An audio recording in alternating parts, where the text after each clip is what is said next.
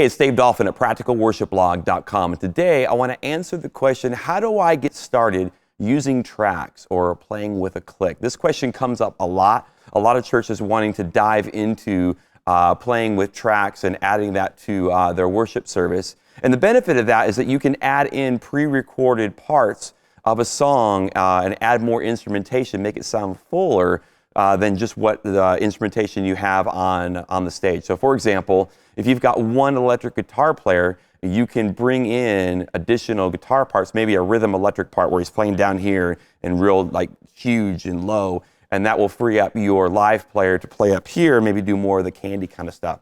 If you've got one live keyboard player, maybe you bring in pre-recorded pad sounds, and then you can play piano on top of that, or extra percussion and loops or shakers or things like that. It just makes the sound a little bit fuller than what's already on the stage playing live. Now, before I would start getting into playing with tracks, I would get comfortable playing with a click or a metronome.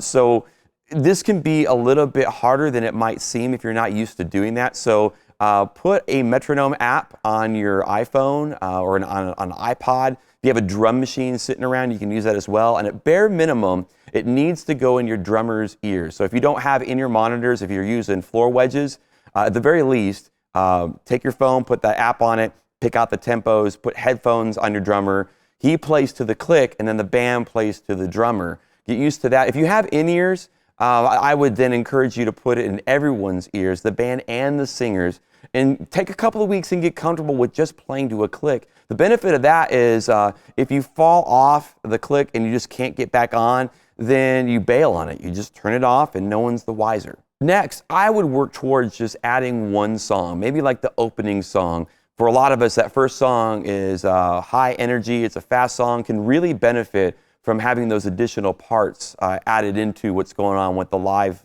musicians already on stage. So just work towards that one song, that one track. Again, you're easing into it. So if you are in the middle of service and you get nervous and you rush or whatever, you can, again, bail on it, and the whole service doesn't hinge on you having these tracks. Just do the one, and then after a couple of weeks of getting comfortable with that, you can add in 2, 3, and grow from there. Now, as far as where to find tracks that you can play to, there's a couple of websites that are great resources for this. Multitracks.com is a good place to go and purchase tracks. Loop Community is another one. And the benefit of these places is that not only can you purchase the tracks, but they have great resources, videos you can watch in terms of how to use them and how to get everything set up. Now, as far as the technology that's involved in running tracks, the industry standard is a program called Ableton Live. It's what we're running on this computer right over here, and that's how we run our tracks. And it's not terribly expensive to get into that if you already have the computer, the laptop set up. But a couple of other options, Multitracks.com has their own app on an iPad where if you buy tracks from them, you can download it to this app and load it, put several in a row so you can build a service like that.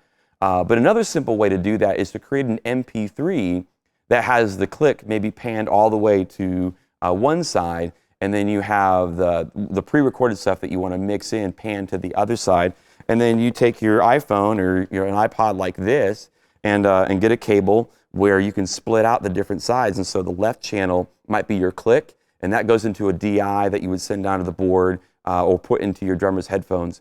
And then the other side you put into another DI, and you send that down to the board where he can mix it in with everything else that's going on. And so that's how I would get started running tracks. I would ease into it first, get used to playing with a click, and then a little bit of time with that, maybe introduce one song that uses tracks and kind of grow from there.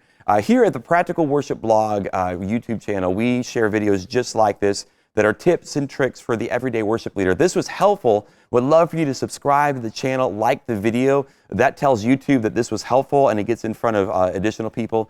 And if you're willing, we would love for you to share this on social media so that your friends can also benefit from this information. And for more great practical information, check out practicalworshipblog.com.